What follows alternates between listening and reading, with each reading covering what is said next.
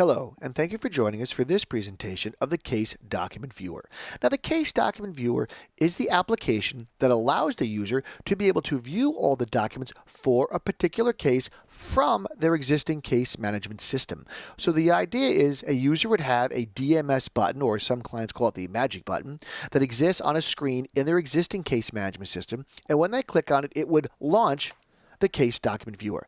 Now, obviously, when you're launching it from a case management system, it will automatically pass the DA or case number to the Document Case Viewer and show you that document.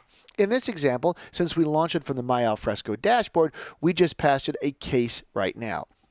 Up pops the first document for this particular case on the right, and on the left, we have a number of different panels to review. The first we'll talk about is filtering. Now, the idea behind filtering is you may have a large number of documents for this case currently on file. As you can see as I scroll through this, it's a pretty long list. And of course, this is just a sample. You may want to review a certain subset of those documents. By going to the filter panel, you're able to do that. So I'm looking for a discovery document, in this case, redacted defense copy, and I'm going to hit Set Filter. I'm then presented with a much smaller list of documents. At this point, I can hit the I button to gather some other information on the document, such as when it was added, by whom, when it was modified, by whom.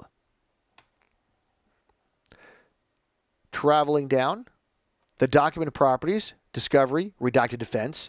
There is no subtype for this one. I can put a description if appropriate. And this is a discovery document, pages 356 to 372, obviously a small one. And the status right now is created. And of course, if I scroll down, I will see the bait stamp, the DA number, case number. It's the defense copy, page 356. And obviously, if I travel through, 357, 358, so forth. Now, what I want to show you in this particular presentation, different than the MSI Profiler in terms of the action buttons, is this button, the Edit Document. Now, the idea is I want to click on it and check out this file because, as I said, this is a redacted defense copy, so it must be redacted. Depending on the tool you're using, in this case, I'll be using Adobe Acrobat for this demonstration, it will load up with that file and lock this file so only the user currently looking at it can edit it. Other people can view the document, but only you, as the person who's checked it out, can edit it. Now, in this example, again, I'm only going to highlight as opposed to redact. Okay, and once I've done the work to the file, I'll hit File and Save As and save my new copy.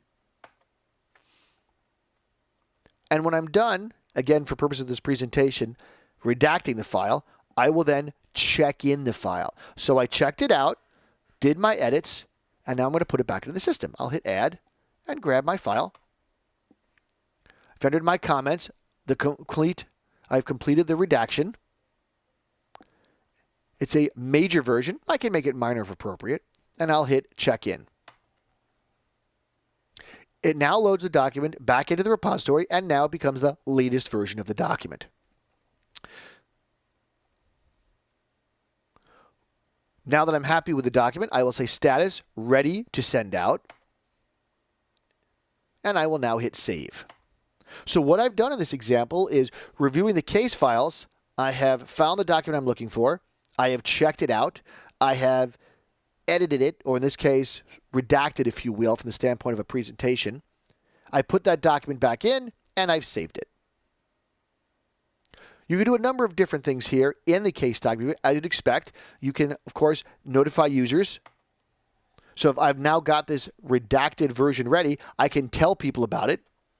Similar, again, to what you recall from our MSI Profiler presentation.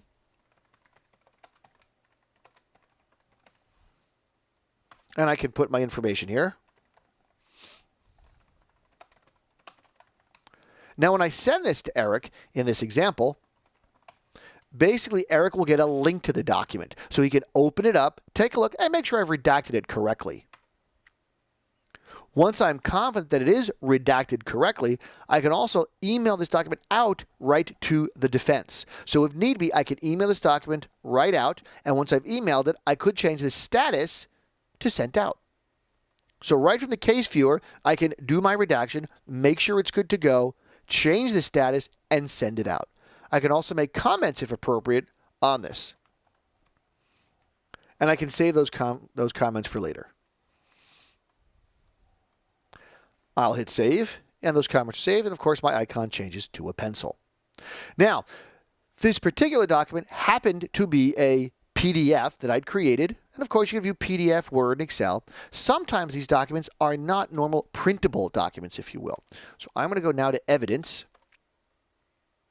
I'm going to go to Videos, and I'm going to hit Set Filter. In this instance, I've got a long list of videos.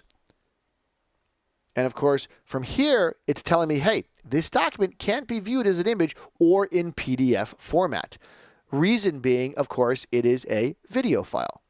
So from here, I can go back down to our friend, the View Document in New Window icon.